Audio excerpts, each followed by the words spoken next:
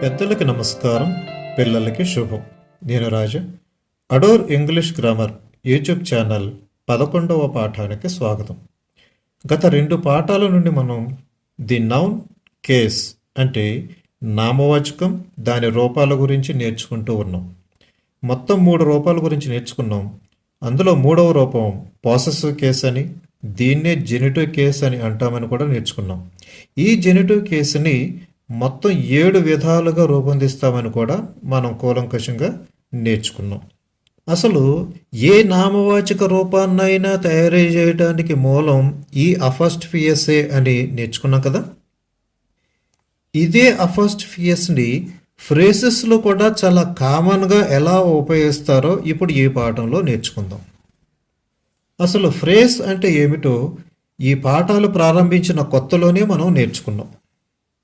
అంటే కొన్ని పదాల సముదాయమే ఫ్రేస్ అని, దాన్నే మనం తెలుగులో పదబంధం అని పిలుస్తామని నేర్చుకున్నాం. ఈ పదబంధానికి లేక ఫ్రేస్కి ఒక ప్రత్యేకత ఉంది.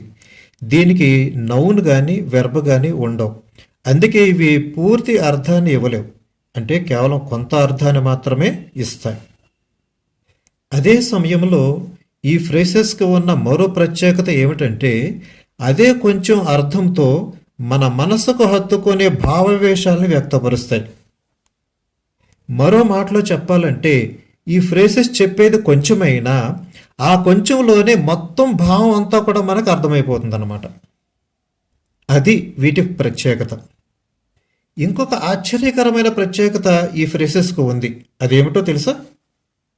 ఈ ఫ్రేసెస్ని భాషాశాస్త్రంలో ఉద్దండులు అనిపించుకున్న మహామహులు కానీ, తలపండిన పండితులు కానీ కనిపెట్టలేదు. సాధారణ జీవనం గడిపే అత్యంత సామాన్య ప్రజలు తరాల పూర్వమే తమ జీవిత అనుభవాలలో ఎదురైన సుఖదుఖాల నుండి, కష్ట నష్టాల నుండి, భావోద్వేగాల నుండి పుట్టించిన ఫ్రేసెస్ ఇవి, అంటే పదబంధాలు ఇవి. ఇది మీకు మరింత సులువుగా అర్థం కావడం కోసం ఇక్కడ కొన్ని ఉదాహరణలు ఇస్తున్నాను చూడండి. గోరు చుట్టు మీద రోకలి పోటన్నట్టు, ఇది ఒక పదబంధం మన తెలుగులో. దీని అర్థాన్ని యథాతథంగా ఒకసారి పోల్చి చూసుకుందాం. అదేమిటో. గోరు చుట్టు అంటే ఏమిటో మీకు తెలుసు కదా. ఇది గోరులో వేసే ఒక పుండు లాంటిది. అంటే ఇది చాలా బాధగా ఉంటుంది. అసలు తట్టుకోలేనంత బాధ వచ్చేసింది, ఒక్కోసారి సొలిపేసేస్తుంది అంటారు కదా. అందుకే దీనికి ఏం తొడుగుతారు? నిమ్మకాయ తొడుగుతారు, బాధ తగ్గుతుందని, అలాగే పుండు తొందరగా మానిపోతుందని. అయితే ఒక వ్యక్తి అసలే గోరు చుట్టుతో బాధపడుతున్నాడు. పైగా ఎవరో వచ్చి ఆ గోరు చుట్టు మీద రోకలతో ఒక పోటు వేశారు అనుకుందాం. అప్పుడు అతని పరిస్థితి ఎలా ఉంటుందో ఒక్కసారి మీరే ఆలోచించండి. ఇది ఈ పదబంధాన్ని యథాతథంగా అర్థం చేసుకుంటే వచ్చే అర్థం. అయితే నిజానికి దీని అసలు అర్థం అది కాదు. ఒక వ్యక్తి కానీ లేక కుటుంబంలోని వ్యక్తులు కానీ అప్పటికే కొన్ని కష్ట నష్టాలు పడుతున్నారు పాపం. ఆ కష్టాల నుండి నష్టాల నుండి గట్టెక్కటానికి చాలా ప్రయత్నాలు చాలా కాలంగా చేస్తూ వస్తున్నారు. అయితే ఆ కష్టాల నుండి గట్టెక్కలేదు సరికదా, వాటికి తోడన్నట్టు మరో ఉపద్రవం ఏదో, గట్టి ఉపద్రవం ఏదో వచ్చి పడింది ఆ కుటుంబంలోకి. అటువంటి పరిస్థితిని చెప్పడం కోసం ఉపయోగించే పదబంధమే ఇది. గోరు చుట్టు మీద రోకలిపోటున్నట్టు అసలే బాధలు పడుతూ ఉంటే మళ్ళీ ఇదొకట మాకు, మా ప్రాణానికి అని చెప్పడం కోసం ఈ పదబంధాన్ని ఉపయోగిస్తాం. ఇక రెండవ పదబంధం ఏంటంటే ఆరాటమే కానీ పోరాటం లేదన్నట్టు అని. దీన్ని ఏ సందర్భంలో ఉపయోగిస్తామంటే ఒక కుటుంబంలో ఒక వ్యక్తి కానీ లేక ఒక యువకుడు కానీ ఏదో సాధించాలి, ఏదో జరగాలి తన జీవితానికి, ఏదో నేను సంపాదించాలి, ఇలా చేయాలి అలా చేయాలి, ఎన్నెన్నో కోరికలు ఉంటాయి. కానీ కోరికలు మాత్రమే ఉంటాయి అతనికి. దానికి తగినట్టుగా అతను కష్టపడ్డు, పని చేయడు, ప్రయత్నం కూడా చేయడు.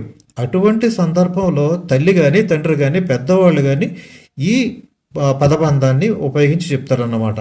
వీడికి ఆరాటమే కానీ పోరాటం లేదు, అంటే జీవితంలో సాధించాలన్న కాంక్ష ఇతనికి లేదు అని చెప్పడం కోసం ఈ పదబంధాన్ని ఉపయోగిస్తాం. ఇక మూడోది కట్టిన ఇల్లు పెట్టిన పొయ్యి, అంటే అదృష్టవంతుల గురించి ఉపయోగించే పదబంధం ఇది. అంటే కొంతమంది కష్టపడకుండానే లేదా ఎటువంటి శ్రమ చేయకుండానే కొన్ని అదృష్టాలు కలిసి వచ్చేస్తూ ఉంటాయి వాళ్ళకి.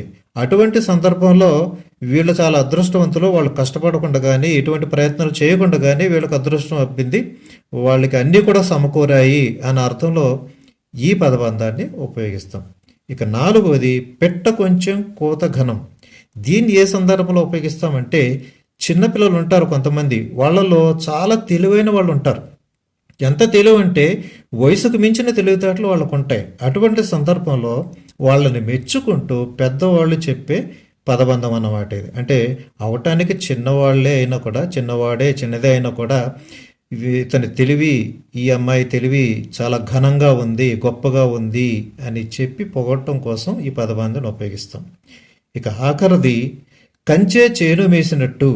దీన్ని ఎక్కడ ఉపయోగిస్తామంటే ఎవరైనా ఒక నమ్మిన వ్యక్తి మోసం చేస్తే అటువంటి వ్యక్తి గురించి మాట్లాడేటప్పుడు, బాధగా చెప్పేటప్పుడు, అంటే అతనే మోసం చేశాడు, తనే మోసం చేసింది, ఇంకే బయట వాళ్ళు చేయాల్సిన అవసరం ఏముంది అని చెప్పడం కోసం ఈ పదబంధాన్ని ఉపయోగిస్తాం. ఇవి పదబంధాలు అంటే. ఈ పదబంధాలని మనం ఇంగ్లీష్లో ఫ్రేసెస్ అని పిలుస్తున్నాం కదా. ఆ ఫ్రేసెస్ని ఇంగ్లీష్లో ఎలా అపాస్ట్రఫియస్ ఉపయోగించి ప్రయోగిస్తారో ఇక్కడ మనం కొన్ని ఉదాహరణల ద్వారా నేర్చుకుందాం. మొదటి ఉదాహరణ చూడండి. Indian sages counted the movements of planets at their fingers ends. అంటే దాని అర్థం భారత ఋషులు మహర్షులు వేల సంవత్సరాల క్రితమే గ్రహాల యొక్క కదలికల్ని వారి కొనవేళ్ల మీదే లెక్కపెట్టి చెప్పగలిగారు. అంటే ఇప్పుడు మనం ఆధునిక శాస్త్రం ఎంతో అభివృద్ధి చెందిన శాస్త్రం అని పొగడుకుంటున్నాం, మనకు మనమే గొప్పగా చెప్పుకుంటున్నాం. కానీ ఈ గొప్పతనము మనది కాదు, ఎప్పుడో వేల సంవత్సరాల క్రితమే కనిపెట్టిన మన మహర్షులది, ఋషులది అని అర్థం. ఈ సెంటెన్స్లో అండర్లైన్ చేసిన పదాల సమూహాన్నే మనం ఫ్రేస్ అని పిలుస్తాం. ఈ ఫ్రేస్లో నౌన్ కానీ వెర్బ్ కానీ లేవు చూడండి. అందుకే ఇది పూర్తి అర్థాన్ని ఇవ్వటం లేదు, కొంచెం అర్థాన్ని మాత్రమే ఇస్తుంది, కొంత అర్థాన్ని మాత్రమే ఇస్తుంది. అదేంటంటే ఎట్ దేర్ ఫింగర్స్ ఎండ్స్, అంటే వారి కొన వేళ్ల మీద అని అర్థం వస్తుంది అనమాట. ఇక్కడ అపాస్ట్రఫియస్ని ఫింగర్స్ అనే పదానికి చేర్చాం, అపాస్ట్రఫీ మాత్రమే చేర్చాం, ఎస్ చేర్చలేదు. ఎందుకంటే ఆల్రెడీ మనం నేర్చుకున్నాం కదా, ఒక నామవాచకానికి చివర ఎస్ వస్తే గనక, అంటే హిస్సింగ్ సౌండ్ వస్తే గనక అప్పుడు కేవలం అపాస్ట్రఫీ మాత్రమే ఉపయోగించాలి, ఎస్ ఉపయోగించకూడదని. అందుకే ఇక్కడ అపాస్ట్రఫీ మాత్రమే చేర్చాం. దీనికి ఎందుకు చేర్చామనంటే ఈ ఫింగర్స్ అనేది నౌన్ కాబట్టి. ఇక రెండో example, Shylock was forgiven for mercies sake. అంటే షైలాక్ అనే వ్యక్తి క్షమించబడ్డాడు. దేనికోసం క్షమించబడ్డాడు అని అంటే దయాగుణం కోసం అని అర్థం వస్తుంది అనమాట. దయాగుణం కోసం, క్షమాగుణం కోసం క్షమించబడ్డాడు అతను, లేకపోతే అతనికి క్షమించే అర్హత అతను కోల్పోయాడు అని అర్థం. ఇక్కడ ఫ్రేసు ఫర్ మెర్సీస్ సేక్. ఇక అపాస్ట్రఫియస్ దేనికి చేరింది అంటే నౌన్కే చేరింది, ఇదే నౌన్. ఇక third example, he ate all items to his hearts content. అంటే దాని అర్థం అతడు విందు భోజనంలో వడ్డించిన అన్ని పదార్థాలని, అంటే అన్ని రకాల పదార్థాలని సంతృప్తికరంగా తిన్నాడు, భుజించాడు అని అర్థం. అండర్లైన్ చేసిందే ఫ్రేస్ అనమాట. టు హిజ్ హార్ట్స్ కంటెంట్ అంటే సంతృప్తికరంగా, అతడు తృప్తి పొందే వరకు అని అర్థం. అపాస్ట్రఫియస్ దేని చేరింది? హార్ట్ అనే నౌన్కి చేరింది. ఇక ఆఖరి example, she was at her wits end wondering how she would pay the costs of her son's operation. అంటే దాని అర్థం ఆమె తన కొడుకు యొక్క ఆపరేషన్కి అయ్యే ఖర్చుని ఎలా భరించాలి, ఎక్కడి నుంచి తేవాలి అని చాలా బాధతోనూ వేదనతోనూ తనమునకలై ఉంది. అంటే ఆలోచన కూడా రాని పరిస్థితిలో ఉంది అని అర్థం. ఈ ఫ్రేస్కి అర్థం అనమాట. ఈ ఫ్రేస్ ఇది, ఎట్ హెర్ విట్స్ అండ్. విట్ అనేది ఇక్కడ నామవాచకం, నౌన్, అందుకే దీనికి అపాస్ట్రఫియస్ చేర్చాం. ఇప్పుడు అదే అపాస్ట్రఫియస్ని ఇంకా ఎక్కడ ఉపయోగిస్తారో, ఏ సందర్భంలో ఉపయోగిస్తారో ఇక్కడ నేర్చుకుందాం. The possessive of a proper name or of a noun representing a trade, profession or relationship may be used to represent a building or a place of business such as shop, house, school, college, theater, hospital, church, etc. అంటే దీని అర్థం possessive రూపంలో ఉన్న proper నౌన్స్ని, a proper nouns అయితే వ్యాపారాన్ని కానీ వృత్తిని కానీ సంబంధాన్ని కానీ తెలియజేస్తాయో వాటిని బిల్డింగ్ని సూచించటానికి, అంటే ఒక భవనాన్ని సూచించటానికి లేక వ్యాపారం చేసే స్థలాన్ని సూచించడం కోసం కానీ, అంటే ఎటువంటి వ్యాపారాలు, ఎక్కడ ఎటువంటి స్థలాలు, షాపులు కానీ, హౌస్ కానీ, స్కూల్ కానీ, college, theatre, hospital, church etcetera ఇవన్నిటి గురించి చెప్పడం కోసం ప్రాపర్ నౌన్స్ని పాసెసివ్ రూపంలోకి మార్చి ఉపయోగిస్తామని అర్థం. దానికి సంబంధించిన ఉదాహరణలు ఇక్కడ చూద్దాం. She has gone to the parlours, ఇది ఒక సెంటెన్స్. పార్లర్ అనేది ఇక్కడ నౌన్, దీనికి అపాస్ట్రఫీ చేర్చాం. దీని అర్థం ఏంటంటే she has gone to the parlour's house, అంటే పార్లర్స్ షాప్ అని అర్థం. ఓకే, ఇక రెండోది, this evening I am visiting my uncle's. Uncle అనేది ఒక నౌన్, ప్రాపర్ నౌన్, దీనికి అపాస్ట్రఫీ చేర్చాం. ఇది పదబంధం అన్నమాట. దీని అర్థం ఏంటంటే ఈ సాయంత్రం నేను మా అంకుల్ గారి ఇంటికి వెళుతున్నాను అని అర్థం. అంకుల్స్ అంటే అంకుల్స్ హౌస్ అని అర్థం అనమాట. అంటే ఈ సెంటెన్సెస్ని పూర్తిగా రాయలేదు, అసంపూర్ణంగానే ముగించేసాం. అలా చేయొచ్చు ఇక్కడ ఈ సందర్భంలో. అలా ముగించినా కూడా పూర్తి అర్థం మనకి ఆటోమేటిక్గా మన భావానికి వచ్చేస్తుంది. అందుకే వీటిని పూర్తిగా వ్రాయలేదు. ఇక మూడోది, I attend the town high school but my sister attends Narayana's. అంటే నేను టౌన్ హై స్కూల్లో చదువుతున్నాను, కానీ మా చెల్లయ్య మాత్రం నారాయణ స్కూల్లో చదువుతుంది అని ఇక్కడ అర్థం. నారాయణాస్ అంటే నారాయణాస్ స్కూల్ అని అర్థం అనమాట. Dance program is at Kalaniketan theatre but musical concert is at Tummalapalli's. అంటే డ్యాన్స్ ప్రోగ్రాము కళానికేతన్ థియేటర్లో జరుగుతుంది, కానీ మ్యూజికల్ కన్సర్ట్ మాత్రం తుమ్మలపల్లి థియేటర్లో జరుగుతుంది అని అర్థం అనమాట. తుమ్మలపల్లిస్ అని రాసి ఇక్కడ ఆపేసాం. అంటే పూర్తి అర్థం వచ్చేస్తుంది మనకి ఇక్కడ. తుమ్మలపల్లిస్ అపాస్ట్రఫీ. అర్థమైంది కదా. అయితే ఇక్కడ మనం ఒక ముఖ్యమైన విషయాన్ని గమనించాల్సిన అవసరం ఉంది. ఇక్కడ ఒక నోట్ ఇచ్చాను చూడండి. Sometimes good learning students and even elders are in doubt whether to use a noun in the possessive case or with the preposition. అంటే దీని అర్థం కొన్ని సందర్భాల్లో బాగా తెలివైన విద్యార్థులు సైతం అదే సందర్భంలో పెద్దలు కూడా డౌట్స్లో పడతారు, అంటే అనుమానంలో పడతారు, సందేహంలో పడతారు. ఏంటో సందేహం అంటే ఒక వాక్యంలో అసలు పాసెసివ్ కేసును ఉపయోగించాలా లేకపోతే ఒక ప్రిపోజిషన్ ఉపయోగించాలా నౌన్కి అని ఒక సందేహం వారికి వస్తూ ఉంటుంది. అంటే నౌన్కి పాసెసివ్ కేస్ అపాస్ట్రఫీని ఉపయోగించాలా లేకపోతే దాని స్థానంలో ప్రిపోజిషన్ ఉపయోగించాలా? ఆ ప్రిపోజిషన్ ఏది?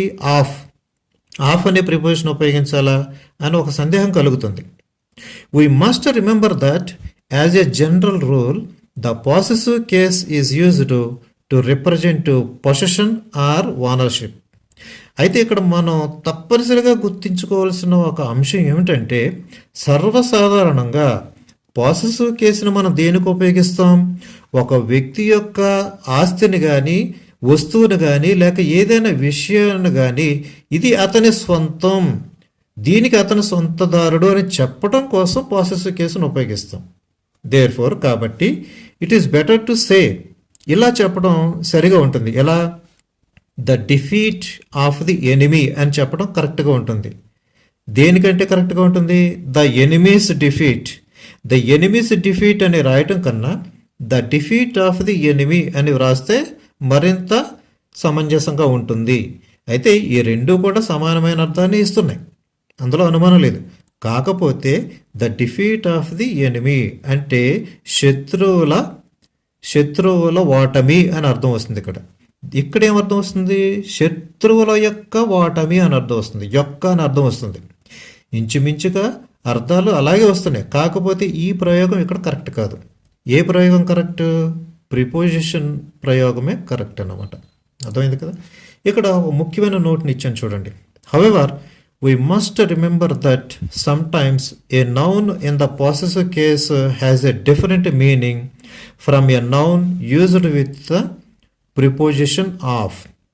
అయితే ఇక్కడ మరొక విషయం తెలుసుకోవాల్సిన అవసరం ఏంటంటే, అయినప్పటికీ వీ మస్ట్ రిమెంబర్ దట్, అంటే మనం చాలా ఖచ్చితంగా గుర్తించుకోవాల్సిన విషయం ఒకటి ఉంది. అదేంటంటే, సమ్ టైమ్స్, కొన్ని సందర్భాల్లో, a noun in the possessive case, అంటే ఒక నౌన్ ఏదైతే పాసెసివ్ కేసులో ఉంటుందో హ్యాస్ ఎ డిఫరెంట్ మీనింగ్, వేరే అర్థం కలిగి ఉంటుంది. ఆ పాసెసివ్ కేసులో ఉన్న ఆ నౌన్ వేరే అర్థం కలిగి ఉంటుంది.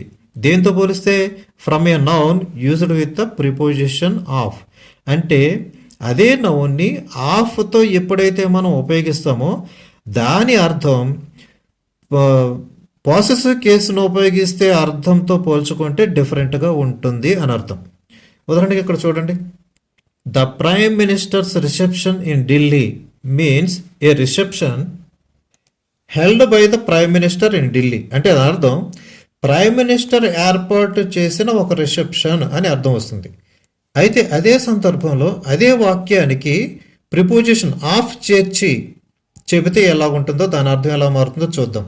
The reception of the prime minister in Delhi means the manner in which the people welcomed him when he entered Delhi అని అర్థం. అంటే ఎప్పుడైతే ప్రైమ్ మినిస్టర్ గారు విదేశీ యాత్ర ముగించుకుని ఢిల్లీకి వచ్చారో అప్పుడు ప్రజలు ఆయన్ని స్వాగతం పలికిన విధానం చాలా అద్భుతంగా ఉంది అని చెప్పడం కోసం ఉపయోగించిన పదం ఇది. కాబట్టి ఆఫ్ అనే ప్రిపోజిషన్ ఉపయోగించడం వల్ల వచ్చే అర్థం పాసెసివ్ కేసు ఉపయోగించడం వల్ల వచ్చే అర్థానికి పూర్తి విరుద్ధంగా ఉంది అని ఇక్కడ మనకి అర్థమవుతుంది. ఇప్పుడు ఇదే నౌన్ కేసుకు సంబంధించిన విషయంలో ఇక్కడ మరో క్రొత్త విషయాన్ని నేర్చుకుందాం. A noun in opposition will be in the same case as the noun which it explains, అంటే దాని అర్థం ఒక నౌన్ గనక వేరే నౌన్తో అపోజిషన్లో ఉంటే, అపోజిషన్ గురించి ఇంతకుముందే మనం నేర్చుకున్నాం కదా, అంటే ఏదైతే ఒక నౌను వేరే నౌన్ తర్వాత వెనువెంటనే దానికి జత చేర్చి వస్తుందో, దేంతో అయితే క్లోజ్ రిలేషన్షిప్ కలిగి ఉంటుందో ఆ నౌను అపోజిషన్లో ఉన్న నౌన్ అని పిలుస్తామని నేర్చుకున్నాం కదా. అటువంటి సందర్భంలో ఆ నౌన్ కూడా, అంటే అపోజిషన్లో ఉన్న నౌన్ కూడా ఒకే కేసులో ఉంటుంది. అంటే రెండు నౌన్స్ కూడా ఒకే కేసులో ఉంటాయి, కేసులో మార్పు రాదు అని అర్థం. ఇక్కడ ఉదాహరణ చూడండి, Dhoni our captain made 90 runs. In the above sentence the noun captain is in apposition to the noun Dhoni and is in nominative case because Dhoni is in the nominative case.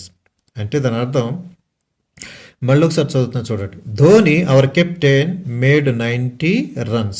అంటే పైన సెంటెన్స్లో ధోని అనేది ఒక నామవాచకం. ఇది ఏ కేసులో ఉంది?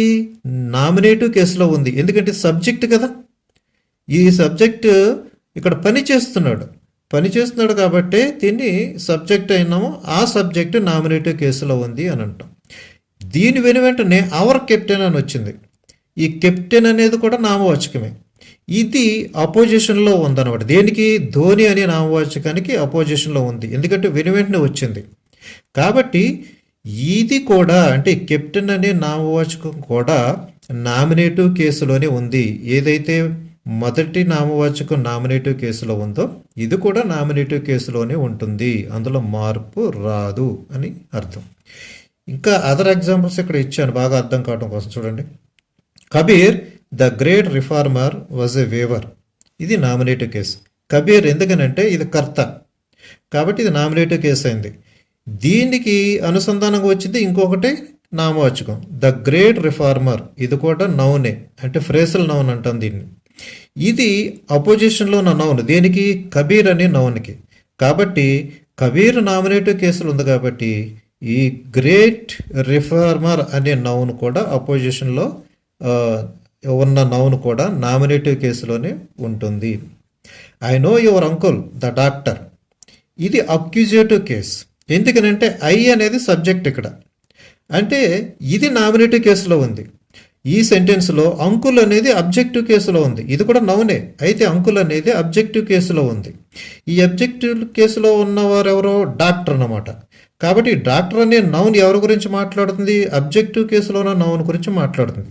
కాబట్టి ఈ అపోజిషన్లో ఉన్న నౌన్, డాక్టర్ అనే నౌన్ అక్యూజేటివ్ కేసులో ఉంది.